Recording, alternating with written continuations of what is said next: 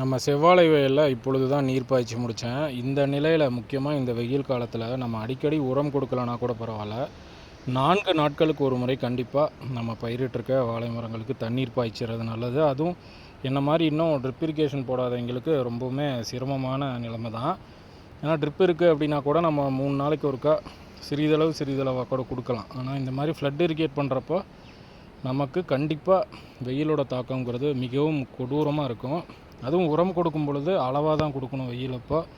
ஏன்னா நம்ம கொடுக்குற உரமே மரத்தை எச்சா வெப்பநிலையை அதிகப்படுத்தி வேர்களை பாதிப்புக்கு உள்ளாக்கி மரத்தை பட்டுப்போக வைக்க வாய்ப்பு இருக்குது.